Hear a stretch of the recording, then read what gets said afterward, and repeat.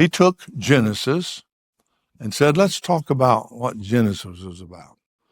He took them through Genesis and Exodus and Leviticus and Numbers and Deuteronomy, took them through the whole Old Testament story and showed them that it was all about him. And then they said later, didn't our hearts burn within us when he opened to us the scriptures?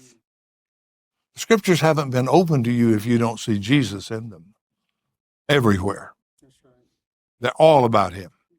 In some way or another, they're all about him. So, when I read a story in the Old Testament or New Testament, my question is always, when Jesus went over that with those disciples that day, how did he tell it? So, one of my favorite stories in the Bible is the story of David and Goliath. And Meredith did a great job the other week on telling about that story, brought that story to life. How did Jesus tell that story? Well, here's the setting. Once upon a time, Israel was in battle, engaged in battle against the Philistines, and they were out in a certain place, and there was a big valley there.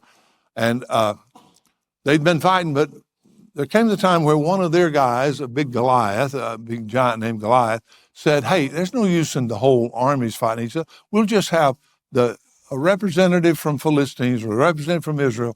Those two will fight, and whoever wins, they're the winner. So he said, I'll be the representative for Philistines. I'm 9 feet tall. Of course he wanted to be the guy.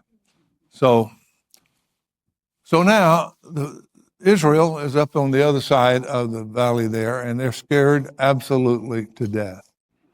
Now, who should go fight him is Saul, because Saul is head and shoulders taller than anybody else in the Israeli army, but that ain't tall enough.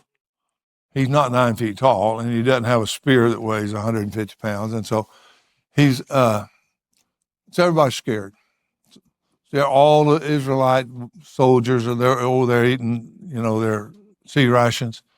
And David shows up. Little David. David's not old enough to be in the army, but he's old enough to take cheese and crackers out to his brothers. So he shows up with a snack, and he sees what's going on. He sees this Goliath down there mocking the armies of God and mocking God. And so he says, hey, what's happening here? Well, they said, we got a problem. Yeah, good story going here. Got a conflict. What's the problem? Well, Goliath's down there, and he's threatened. I mean, he's challenged us, and he said somebody's got to come down there and fight him, and we ain't got nobody to fight him. We're in a mess. This is a big problem. And David said, I can't believe you guys are up here doing this. You're letting him mock the God of Israel. What are you doing? Well, he's big. He's mean, and he's bad. There's just nothing we can do about it. And Saul is scared to death, just like the rest of us. And David said, well, someone needs to do something. They said, well, snotty nose, go for it yourself. And then Saul kind of gets in. He said, hey, I'll let you have my armor. You can put on my stuff. Big of Saul, huh? And he says, and by the way, if you should kill him, you can have my daughter too, and a bunch of money and a bunch of other stuff and whatever. So there's some rising action here. There's some people trying to come up with solutions to the whole deal. Finally, David said, I'll do it. So he puts down Saul's armor. It doesn't fit. So he goes out and gets him some little stones, and he got his sling.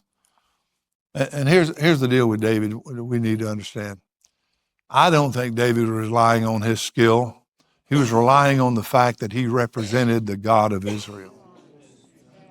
He wasn't going out there as little David with the sharp sling. He was going out there as David, representative of God Almighty. So he goes down in that valley, and he sees old Goliath, and Goliath is like chomping at the bits. It's like this little pipsqueak. And so David starts running toward him and slings it.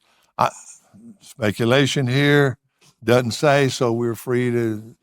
I don't even think he aimed. I think he just went. Because that little stone was taken by an angel and aimed right there. And he hit it with it. Don't put that in the book. That's just...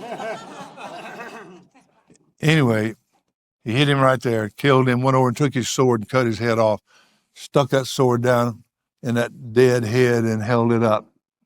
And Israel began to shout.